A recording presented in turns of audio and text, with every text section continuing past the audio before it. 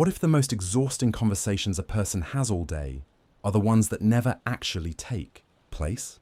Most people end their social interactions the moment they walk out the door, returning to a state of quiet rest and mental stillness. But for some, that is precisely when the real interaction begins, launching them into an endless cycle of invisible dialogue. There are individuals who spend hours locked in silent battles, defending their boundaries to empty rooms and phantom audiences. It is not a detachment from the present moment, but a highly complex, unseen mechanism of survival.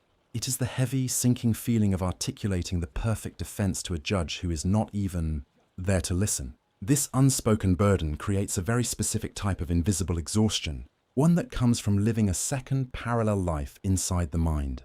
But here is the honest truth about this hidden weight. You know exactly what this unseen burden feels like, and how deeply it drains your daily reserves. You might be driving home in the quiet of your car and suddenly, you are completely consumed by a conversation from 3 years ago. Or perhaps you are lying awake at 3 in the morning staring at the ceiling, anticipating a gathering that is still weeks away. You map out every possible response, every subtle facial expression, and every worst-case scenario.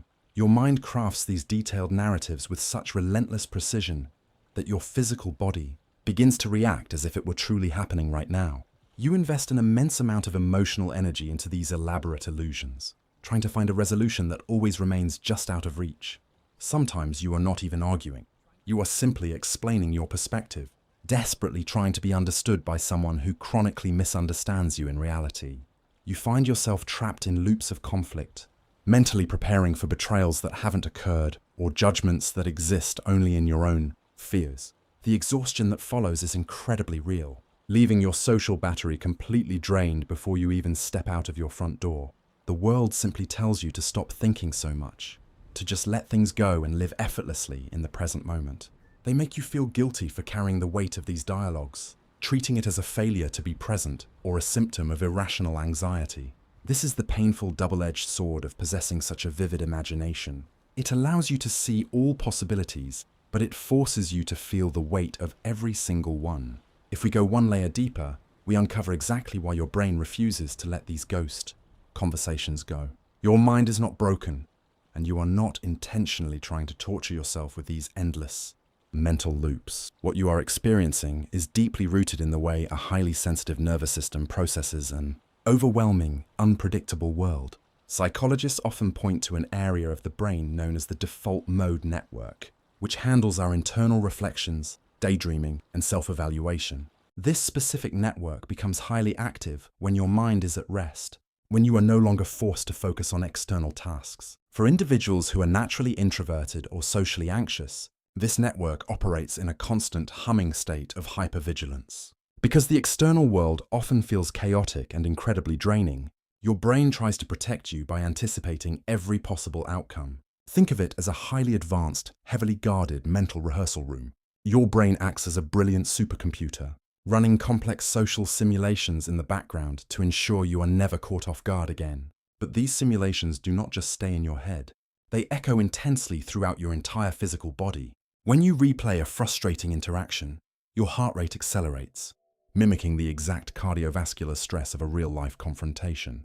Your breathing becomes shallow and tight, your muscles tense up, and cortisol floods your system. Your body is physically preparing you to fight a threat that exists entirely within the borders of your imagination. Creating fake scenarios is your brain's brilliant, albeit exhausting, attempt at reclaiming lost control and re-establishing your boundaries. In the private theater of your mind, you are the absolute director and the ultimate authority. You decide exactly when the conversation ends, ensuring that, for once, your quiet voice is the loudest and most respected one in the room. It is a powerful form of self-soothing, a way for your overstimulated mind to gently rock itself back to emotional equilibrium. When you freeze in a real-life confrontation because the sensory overload is just too intense, your brain takes careful mental notes. Later, in the absolute safety of your solitude, it replays the scene over and over, handing you the perfect articulate script. This is not a malfunction of your intellect or a sign of madness. It is undeniable proof of a highly efficient, deeply analytical mind trying to create safety through the power of predictability. If this sounds like the explanation you have been searching for your whole life, welcome to the Quiet Psychology Club. a place where we deeply understand that a quiet, unassuming exterior often hides the loudest, most complex, and beautifully intricate inner world. And then comes the part that changes everything. I remember standing in the center of a brightly lit room during a dinner party a few exhausting years ago. The air was thick with the overlapping sounds of a dozen simultaneous conversations echoing off the walls. A distant relative had just made a subtle, passive-aggressive comment about my life choices, and the words struck my chest like a physical blow. But instead of defending myself, I simply smiled a tight smile, nodded politely, and let the conversation trample right over me. I felt a tightness in my chest I couldn't name. It was a need to disappear that was stronger than any argument I could have possibly made. The realization hit me with crystalline clarity. I did not belong in that chaos, and forcing myself to stay there was a quiet form of self-betrayal. I made my excuses, slipped out the front door, and walked toward the quiet refuge of the street. But the very moment I got into the safe confinement of my car and turned the key, the silence was violently shattered by my own mind. For the entire dark drive home, watching the streetlights pass by, I obsessively replayed that exact humiliating moment over and over again. In my imaginary version, I did not freeze in fear or nod politely to keep the peace. I turned around slowly and delivered a calm, devastatingly articulate response that left the entire room staring at me in silent awe. I lived intensely in that fake scenario because the reality of the situation had left me feeling vulnerable, entirely exposed, and misunderstood.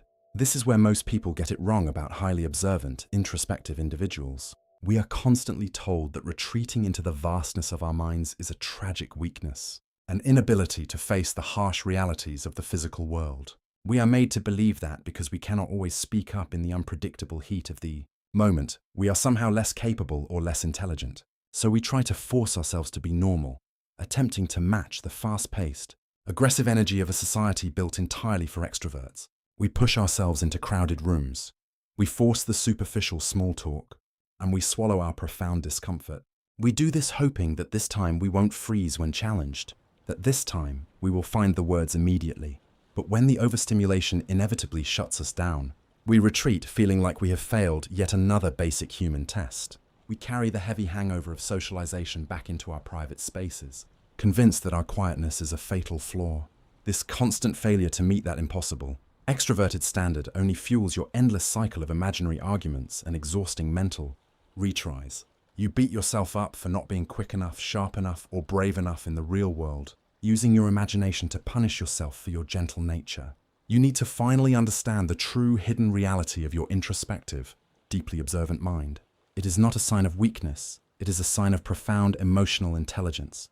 Your unique ability to map out human behavior, to anticipate subtle emotional shifts, and to reflect so deeply on past interactions is a rare and powerful trait.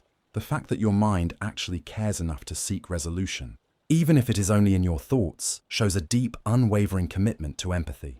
You do not need to apologize for needing the absolute safety of your mental sanctuary to process the heavy, unrelenting demands of reality. Your internal world is rich, incredibly vivid, and meticulously constructed to keep your gentle spirit safe from harm. We must begin to radically reframe the way we view our quiet, solitary habits. What society aggressively calls isolation, we must learn to recognize as absolutely necessary solitude. What they quickly label as coldness or distance, we must understand as careful selection and vital emotional protection. You are not hiding from life when you retreat into the comforting depths of your thoughts. You are simply recalibrating your energy in a sacred space. But as you continue to softly navigate this loud world, remember that you do not have to win every single imaginary argument. Sometimes, the most liberating thing you can do is simply let the ghost of a conversation fade quietly into the silence of the night. Your internal peace is infinitely more valuable than finding the perfect, unspoken comeback to a moment that has already passed. Close the heavy door on the busy theater of your mind tonight. Let the absolute stillness surround you, completely unbothered by the lingering echoes of what could have been.